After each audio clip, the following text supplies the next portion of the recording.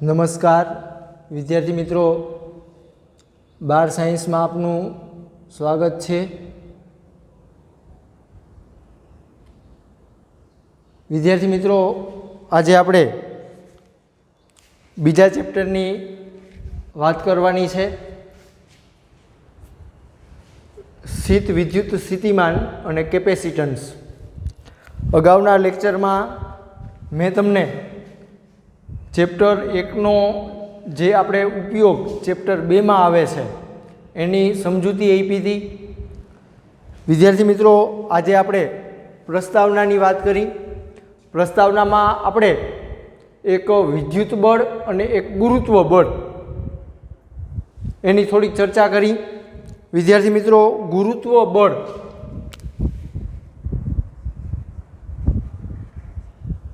કે જેને આપણે ગુરુત્વાકર્ષણ બળ કહીએ, તો આપણે બધા જાણી છીએ કે બે પદાર્થો છે। બે પદાર્થો જેવી રીતે આપણે એમ કહીએ કે આપણો એક પદાર્થ છે M1 દળનો, અને આ માનો કે આપણો કોઈ બીજો પદાર્થ છે M2 દળનો।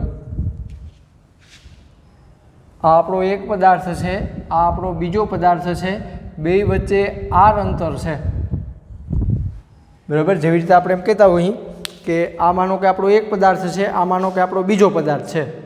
હવે બે વચ્ચેનું આ અંતર છે અંદાજિત આપણે એમ કહેતા હોઈએ કે 15 સેન્ટીમીટર છે।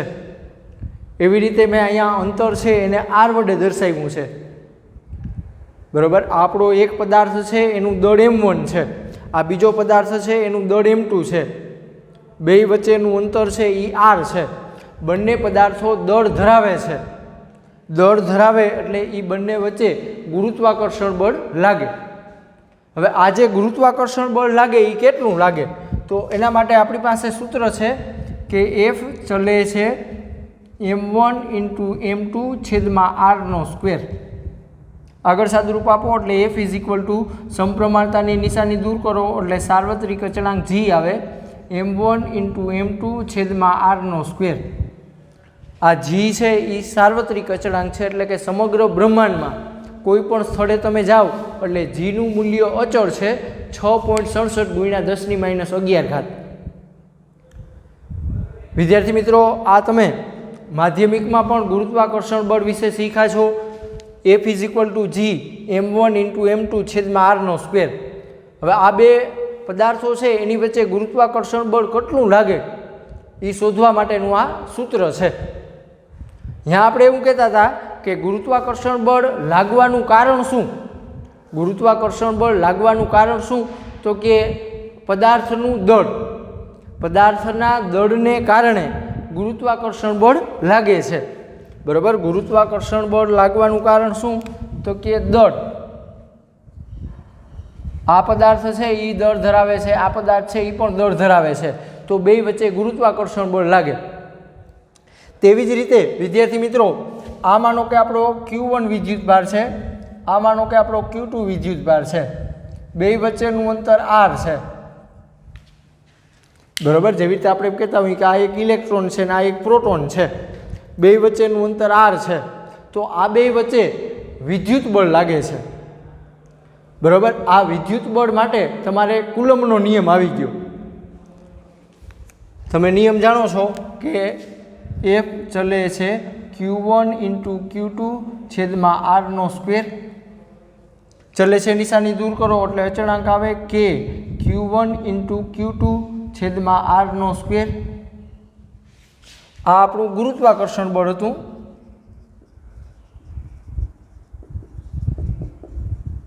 અને આ આપણું વિદ્યુત બળ છે, બરોબર। તમે કુલમ્બનો નિયમ શીખી ગયા। બે સ્થિર બિંદુવત વિદ્યુતભાર વચ્ચે લાગતું કુલંબીય બળ કે વિદ્યુત બળ કેટલું હોય, તો કે આ બંને વિદ્યુતભારોના ગુણાકારના મૂલ્યના સમપ્રમાણમાં, બંને વિદ્યુતભારો છે આપણા, બંને વિદ્યુતભારો એના ગુણાકારના, એના મૂલ્યના ગુણાકારના સમપ્રમાણમાં, જો બળ સાથે સમપ્રમાણતાનો એને સંબંધ છે, અને તેમની વચ્ચેના અંતરના, આ અંતર r છે, તેમની વચ્ચેના અંતરના વર્ગના વ્યસ્ત પ્રમાણમાં હોય છે, બરાબર। આ બળને અને આ અંતરને વ્યસ્ત સંબંધ છે। બે વિદ્યુતભારો વચ્ચે અંતર જો આમ વધારે હોય તો આ વિદ્યુત બળ ઓછું લાગશે, બે વિદ્યુતભારો વચ્ચેનું અંતર જો ઓછું હોય તો આ વિદ્યુત બળ છે એ વધારે લાગશે, અંતર ઓછું હોય તો બળ વધુ લાગે, વ્યસ્ત સંબંધ છે, બરાબર। વિદ્યુત બળ અને આ અંતરને વ્યસ્ત સંબંધ છે। અહીંયા પણ તમે જોઈ શકો કે આપણું ગુરુત્વાકર્ષણ બળ છે, આ ગુરુત્વાકર્ષણ બળ એને અને અંતરને વ્યસ્ત સંબંધ છે, એટલે કે બંને વ્યસ્ત વર્ગના નિયમને અનુસરે છે, બરાબર। ગુરુત્વાકર્ષણ બળ અને વિદ્યુત બળ બંને તમે સૂત્ર જોશો તો એમાં વ્યસ્ત વર્ગના નિયમને અનુસરે છે। જો અંતરનો વર્ગ છે અને વ્યસ્ત સંબંધ છે, અહીંયા પણ અંતરનો વર્ગ છે અને પછી બળ સાથે વ્યસ્ત સંબંધ છે, એટલે વ્યસ્ત વર્ગના નિયમને અનુસરે છે। હવે અહીંયા વિદ્યુત બળ લાગવાનું કારણ શું, તો કે વિદ્યુત ભાર। ગુરુત્વાકર્ષણ બળ લાગવાનું કારણ દળ હતું, એવી રીતે વિદ્યુત બળ લાગવાનું કારણ વિદ્યુત ભાર છે, બરાબર। વિદ્યુત ભાર છે, ઇલેક્ટ્રોન છે, પ્રોટોન છે, એને પોતાનું કંઈક મૂલ્ય હશે જેને આપણે વિદ્યુત ભાર કહીએ કે 1 કુલમ 2 કુલમ, એને લીધે વિદ્યુત બળ લાગે છે। હવે વિદ્યાર્થી મિત્રો આપણે એક સાદો વિચાર કરી કે આપણી પૃથ્વી છે, આપણે સાદો એક વિચાર કરી કે આ આપણી પૃથ્વી છે, બરાબર, આપણી જમીન। હવે આ કોઈ પદાર્થ છે, આ કોઈ એમ દળનો પદાર્થ છે।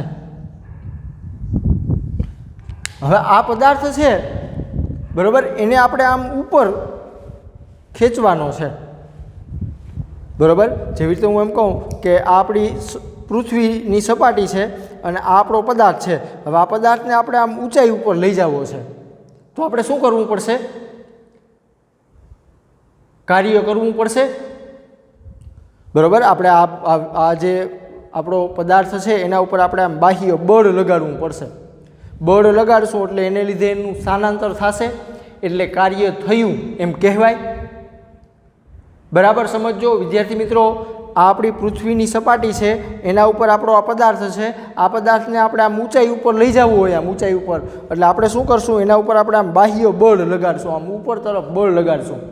આપણી આ પૃથ્વી છે, આપણી પૃથ્વી એ પદાર્થ ઉપર ગુરુત્વાકર્ષણ બળ આમ નીચે તરફ લગાડે છે। જો પૃથ્વી છે આપણી, આ પૃથ્વી એ પદાર્થને આમ નીચે તરફ ખેંચે છે, ગુરુત્વાકર્ષણ બળ નીચે તરફ લગાડશે, આપણે બાહ્ય બળ લગાડવું પડશે। આપણે આ બાહ્ય બળ લગાડીએ એટલે એને લીધે એનું સ્થાનાંતર થાય, એટલે કાર્ય થયું એમ કહેવાય। હવે આ જે કાર્ય કર્યું એનું થયું શું, જો અહીંથી તમે બાહ્ય બળ લગાડવાનું બંધ કરી દો તો આ પદાર્થ પાછો આમ નીચે પડી જશે, બરાબર। સમજો વિદ્યાર્થી મિત્રો, આ પદાર્થ ઉપર આપણે આમ બાહ્ય બળ લગાડવું પડે, આ દિશામાં આપણે બાહ્ય બળ લગાડીએ, એટલે એના પછીની આપણે આકૃતિ વિચારી તો આમ થશે, આ આપણી પૃથ્વી છે અને આ પદાર્થને આપણે આમ ઊંચાઈ ઉપર લઈ જઈએ,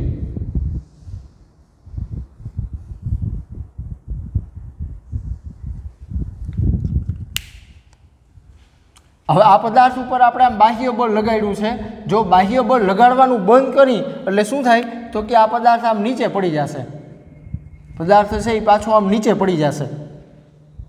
એટલે કહેવાનો અર્થ એવો છે વિદ્યાર્થી મિત્રો કે પદાર્થ છે, પદાર્થ એના ઉપર આપણે આમ બાહ્ય બળ લગાડી એટલે એને લીધે એનું સ્થાનાંતર થયું એટલે કાર્ય થયું એમ કહેવાય।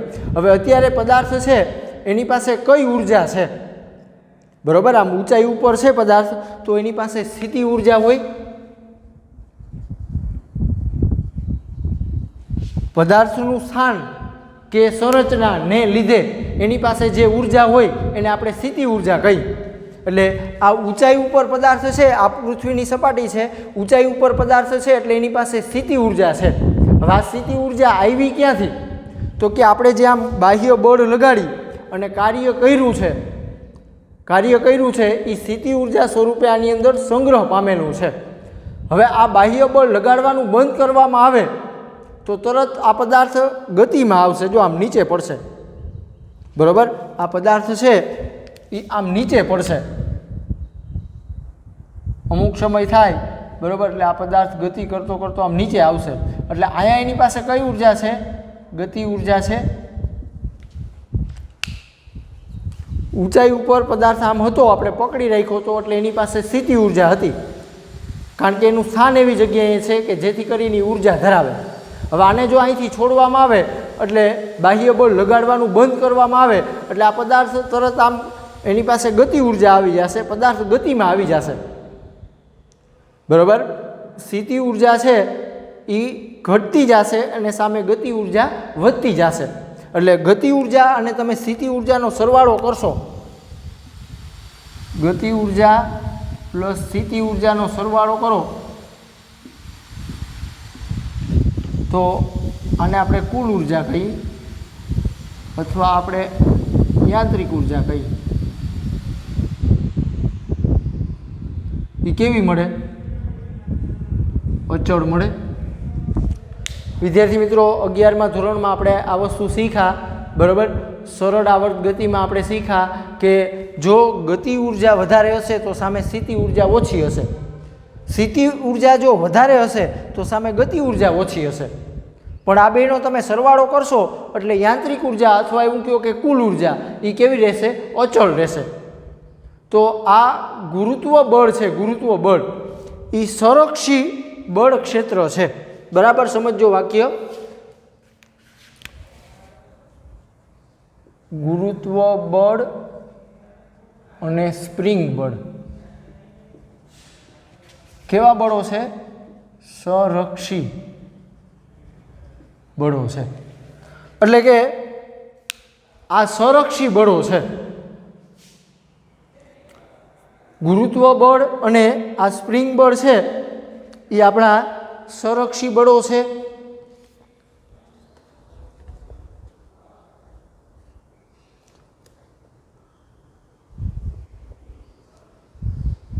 એટલે આ સંરક્ષી બળોના ઉદાહરણ થશે સ્પ્રિંગ બળ અને ગુરુત્વ બળ, સંરક્ષી બળોના ઉદાહરણ થશે।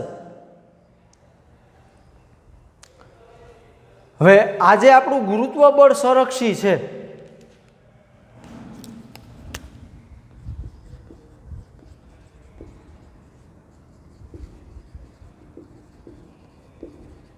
એવી રીતે આપણું આ વિદ્યુત બળ છે, વિદ્યુત બળ એ પણ સંરક્ષી છે।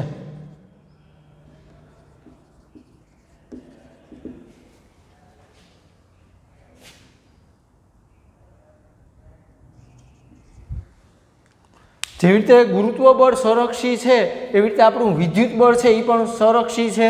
શું કામ? તો કે બંને નિયમ તમે જોશો, બરાબર, બંને નિયમ તમે જોશો, બંનેના સૂત્ર જોશો તો વ્યસ્ત વર્ગના નિયમને અનુસરે છે। ગુરુત્વાકર્ષણ બળ લાગવાનું કારણ પદાર્થનું દળ છે, વિદ્યુત બળ લાગવાનું કારણ વિદ્યુત ભાર છે। ગુરુત્વાકર્ષણ બળ છે એમ એ હંમેશા આકર્ષી પ્રકારનું હોય છે, એમાં આકર્ષણ બળ લાગે।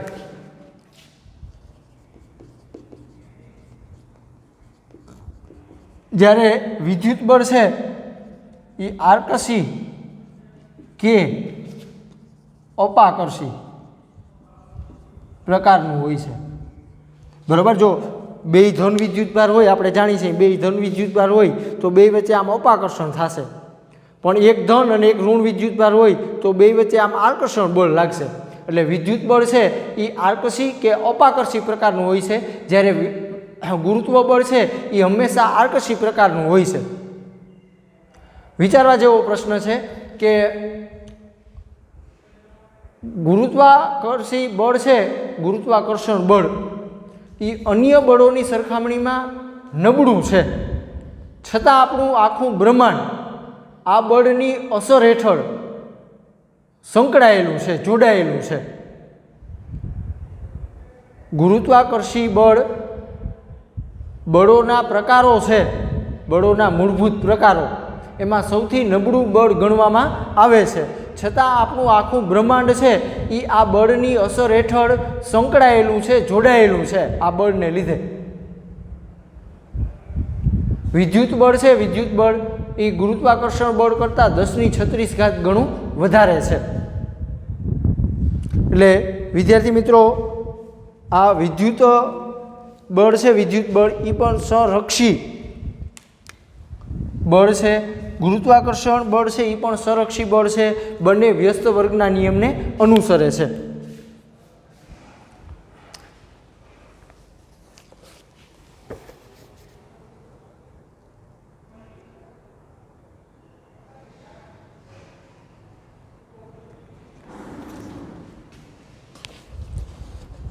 હવે વિદ્યાર્થી મિત્રો આપણે થોડીક બાહ્ય બળ અને અપાકર્ષણ બળની વાત કરી. જેવી રીતે હમણાં મેં તમને ગુરુત્વાકર્ષણ બળ લાગે એના માટે ઉદાહરણ આપ્યું હતું, એવી રીતે હવે આપણે વિદ્યુત ભાર માટે ઉદાહરણ લઈએ.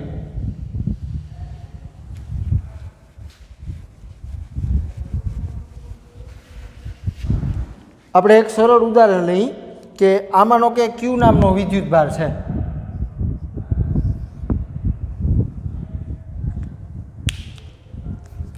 અને આમાંનો કે કોઈ સ્મોલ ક્યુ નામનો વિદ્યુત ભાર છે.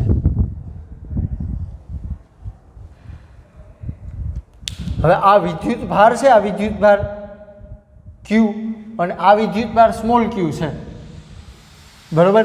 બે આપણે ધન વિદ્યુત ભાર અત્યારે વિચારીએ, પણ આ ક્યુ વિદ્યુત ભારનું મૂલ્ય વધારે લેવાનું. કેપિટલ ક્યુ વિદ્યુત ભારનું મૂલ્ય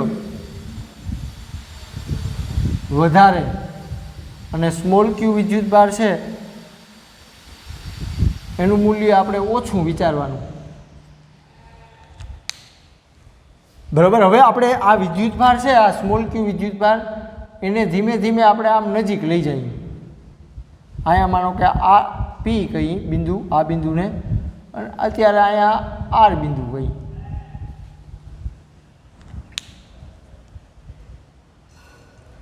હવે આપણો પ્રશ્ન એવો છે કે આ આર બિંદુ એ ક્યુ વિદ્યુત ભાર છે, આર બિંદુ એ ક્યુ વિદ્યુત ભાર, એને આપણે ધીમે ધીમે આ પી બિંદુએ લઈ જવો છે, તો શું થશે? આ આર બિંદુ છે, અહીંયા સ્મોલ ક્યુ નામનો વિદ્યુત ભાર છે, એને આપણે ધીમે ધીમે આ પી બિંદુએ લઈ જવાનો છે, બરાબર. તો આપણે શું કરવું પડશે? જો આ ધન વિદ્યુત ભાર છે, આ એ ધન વિદ્યુત ભાર છે, એટલે બે વચ્ચે આમ અપાકર્ષણ બળ લાગશે. જો આપણે આમ લઈ જવો છે, પણ આ વિદ્યુત ભાર એને આમ ધક્કો મારશે, કારણ કે બે સજાતીય વિદ્યુત ભાર છે, બે ધન વિદ્યુત ભાર છે, એટલે એની વચ્ચે અપાકર્ષણ બળ લાગશે, બરાબર. એટલે આ કેપિટલ ક્યુ વિદ્યુત ભાર છે એની નજીક આપણે સ્મોલ ક્યુ વિદ્યુત ભારને આપણે આમ લઈ જવું હોય તો આ વિદ્યુત ભાર છે, આ વિદ્યુત ભાર એ આમ અપાકર્ષણ બળ લગાડશે, જો આમ ધક્કો મારશે. હવે આ જે બળ છે એને આપણે વિદ્યુત બળ કહીએ, આ અપાકર્ષણ બળ જે લાગે છે એને આપણે વિદ્યુત બળ કહીએ. હવે આપણે શું કરવું પડશે તો કે આ વિદ્યુત ભારને પકડી અને બળપૂર્વક આપણે આમ નજીક લઈ જવો પડશે, એટલે કે આપણે બાહ્ય બળ લગાડવું પડે, બાહ્ય બળ લગાડવું પડે. જેવી રીતે વિદ્યાર્થી મિત્રો આ પદાર્થ છે, આ પદાર્થ એને આપણે પૃથ્વીથી આમ ઊંચાઈ ઉપર લઈ જતા હતા તો આપણે બાહ્ય બળ લગાડ્યું હતું. એવી જ વાત અહીંયા લાગુ પડશે. આ વિદ્યુત ભારને આપણે જો આ પી બિંદુએ આમ લઈ જવું હોય તો આ વિદ્યુત ભાર છે એ આમ અપાકર્ષણ બળ લગાડે, એની વિરુદ્ધમાં આપણે બાહ્ય બળ લગાડવું પડે, બરાબર. આ બાહ્ય બળ છે એને એફ એક્સટર્નલ વડે દર્શાવવામાં આવે, એફ એક્સટર્નલ એટલે કે બાહ્ય બળ. અને અપાકર્ષણ બળ લાગે, બરાબર. આ ક્યુ અને આ ક્યુ વચ્ચે, ક્યુ અને સ્મોલ ક્યુ વચ્ચે અપાકર્ષણ બળ લાગે. હવે આ જે અપાકર્ષણ બળ લાગે એને આપણે એફ ઈ વડે દર્શાવી. આ અપાકર્ષણ બળ લાગે એ આપણું વિદ્યુત બળ છે અને આ વિદ્યુત બળને આપણે એફ ઈ વડે દર્શાવી, બરાબર. તો તમે જોઈ શકો કે અપાકર્ષણ બળની દિશા છે, અપાકર્ષણ બળની દિશા એ આ દિશા છે. જો એફ ઈની દિશા આમ છે, આ દિશામાં, અને બાહ્ય બળ આપણે આ દિશામાં લગાડીએ છીએ. જો બાહ્ય બળ આપણે આ દિશામાં લગાડીએ છીએ, એફ એક્સટર્નલ. બેયની દિશા છે એ પરસ્પર વિરુદ્ધ છે, એટલે એનો અર્થ એવો થયો, એનો અર્થ એવો થશે કે એફ એક્સટર્નલ બરાબર માઇનસ FE જે અપાકર્ષણ બળ લાગે છે બરાબર, અપાકર્ષણ બળ લાગે એટલું આપણે સામે બાહ્ય બળ લગાડવું પડશે, પણ દિશા બેયની પરસ્પર વિરુદ્ધ છે એટલે આપણે અહીં માઇનસ લખવાનું થાય.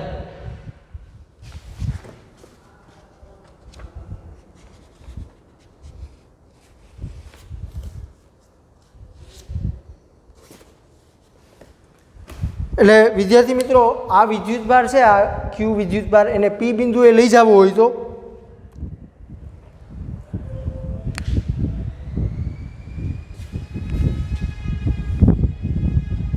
સ્મોલ ક્યુ વિદ્યુતભારને આર બિંદુએથી પી બિંદુએ લઈ જવા માટે શું કરવું પડે? બાહ્ય બળ લગાડવું પડે. હવે આ બાહ્ય બળ લગાડી આપણે આમ બાહ્ય બળ લગાડી એટલે એને લીધે એનું આમ સ્થાનાંતર થશે. બાહ્ય બળ લગાડવું પડે અને સ્થાનાંતર થાય એટલે કાર્ય થયું એમ કહેવાય.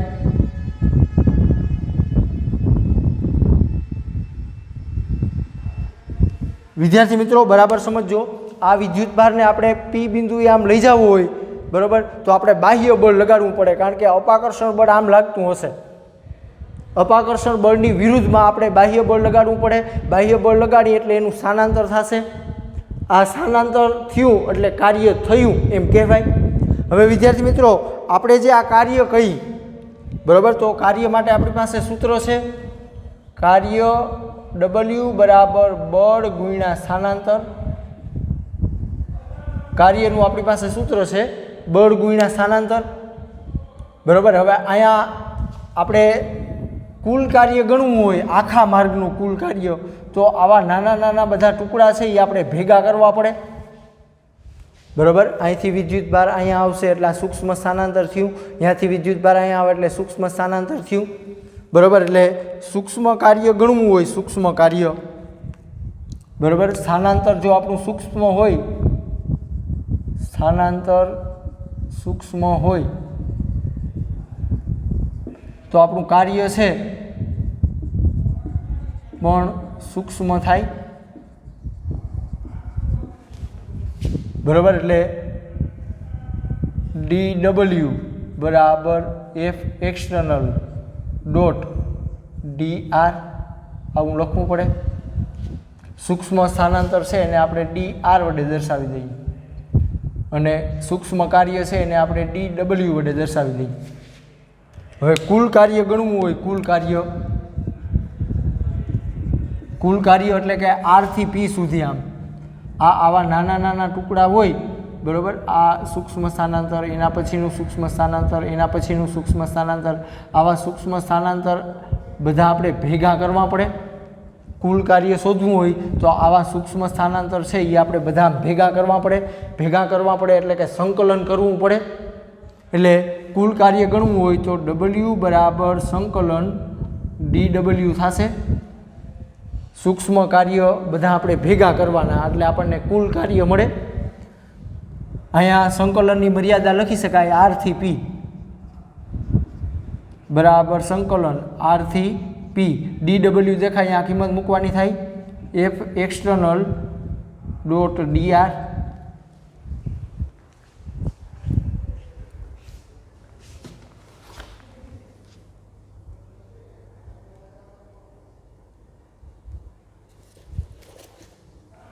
હજી આગળ આપણે સાદું રૂપ આપવું હોય બરાબર, તો આ F એક્સટર્નલ છે એના બરાબર માઇનસ FE છે. માઇનસ FE એટલે કે આપણું વિદ્યુત બળ છે કે જે અપાકર્ષણ પ્રકારનું છે.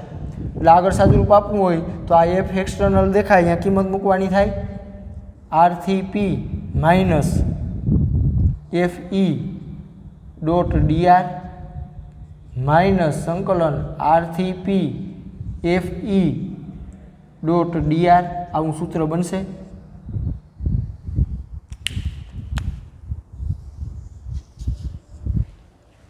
સૂત્ર બરાબર સમજો વિદ્યાર્થી મિત્રો।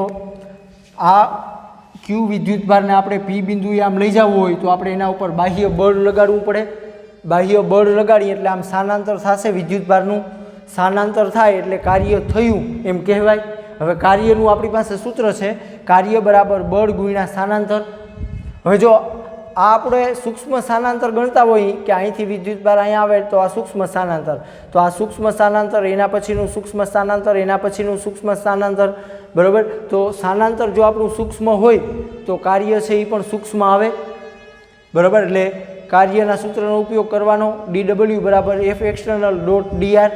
આગળ સાદુરૂપ આપો આપણે, બરાબર। કુલ કાર્ય ગણવું હોય આખા માર્ગનું કુલ કાર્ય, તો આ સૂક્ષ્મ સ્થાનાંતર છે, સૂક્ષ્મ કાર્ય બધા એ આપણે ભેગા કરવા પડે એટલે કે સંકલન કરવું પડે। એટલે કુલ કાર્ય W બરાબર સંકલન R થી P dw દેખાય આ કિંમત મૂકી દેવાની। F એક્સટર્નલ છે, F એક્સટર્નલ એના બરાબર આપણી પાસે છે માઇનસ FE, એટલે F એક્સટર્નલ દેખાય આ કિંમત મૂકવાની માઇનસ FE, માઇનસ નિશાની આપણે આગળ લઈ લઈએ। એટલે આ સૂત્ર છે, બરાબર, એ આપણા માટે ખૂબ જ મહત્ત્વનું છે, આનો આપણે ઉપયોગ પણ આવશે। એટલે W બરાબર માઇનસ સંકલન R થી P FE ડોટ dr, બરાબર। હવે આજે આપણે કાર્ય કર્યું, આ ક્યુ વિદ્યુતભાર અહીંયા હતો એ આપણે આમ આર બિંદુએ લઈ આવ્યા, તો આ જે કાર્ય કર્યું એ સ્થિતિ ઉર્જા સ્વરૂપે વિદ્યુતભારની અંદર સંગ્રહ પામશે। જો હવે આ વિદ્યુતભારને જો મૂકવામાં આવે, મુક્ત કરવામાં આવે તો બે વચ્ચે આમ અપાકર્ષણ થશે એટલે આ વિદ્યુતભાર પાછો આમ જતો રહેશે, બરાબર। આ ક્યુ વિદ્યુતભાર છે એને આપણે બળપૂર્વક અહીંયા લઈ આવ્યા, હવે જો એને છોડી દેવામાં આવે તો આ વિદ્યુતભાર અને આ વિદ્યુતભાર વચ્ચે અપાકર્ષણ બળ લાગે એટલે તરત આ વિદ્યુતભાર પાછો આમ ભાગી જશે। એટલે કે આપણે જે આમ કાર્ય કર્યું છે, કાર્ય એ સ્થિતિ ઉર્જા સ્વરૂપે વિદ્યુતભારની અંદર સંગ્રહ પામે છે। જેવો વિદ્યુતભારને છોડવામાં આવે એટલે તરત આ બે વચ્ચે અપાકર્ષણ થાય અને વિદ્યુતભાર છે એ દૂર જતો રહે। વિદ્યાર્થી મિત્રો, અહીંયા મેં એક ચોખવટ કરી છે કે આ વિદ્યુતભારનું મૂલ્ય વધારે છે અને આ વિદ્યુતભારનું મૂલ્ય ઓછું છે। એવું શું કામ? તો કે આ વિદ્યુતભાર આપણે આમ નજીક લઈ આવી તો બે વચ્ચે અપાકર્ષણ થાય એને લીધે આ વિદ્યુતભાર દૂર ખસવો ન જોઈએ, મૂળ વિદ્યુતભાર આપણો ખસવો ન જોઈએ, એના સ્થાનમાં ફેરફાર થવો જોઈએ નહીં। એટલે સ્મોલ ક્યુ વિદ્યુતભાર છે એટલે આપણે નાનો ગણવામાં આવે છે, બરાબર। નાનો વિદ્યુતભાર તરીકે સ્મોલ ક્યુ વિદ્યુતભારને લેવાનો છે, કેપિટલ ક્યુ વિદ્યુતભારનું મૂલ્ય આપણે વધારે રાખવાનું છે। એટલે આ સૂત્ર છે એ ખૂબ જ મહત્ત્વનું છે। W is equal to minus સંકલન R થી P E ડોટ dr। એટલે વિદ્યાર્થી મિત્રો, આજનો આપણો પ્રશ્ન છે હોમવર્કમાં, ગુરુત્વાકર્ષણ બળ અને કુલમ્બનો નિયમ લખો, બરાબર। તમારે નિયમમાં કથન લખવાનું છે અને એનું સૂત્ર લખવાનું છે। બીજો પ્રશ્ન, ગુરુત્વાકર્ષણ બળ અને વિદ્યુત બળનો તફાવત આપો। ગુરુત્વાકર્ષણ બળ અને વિદ્યુત બળનો તફાવત આપો। એટલે આ બે પ્રશ્નો છે એ તમારે હોમવર્કમાં રહેશે। આજે આપણે અહીં સુધી રાખી।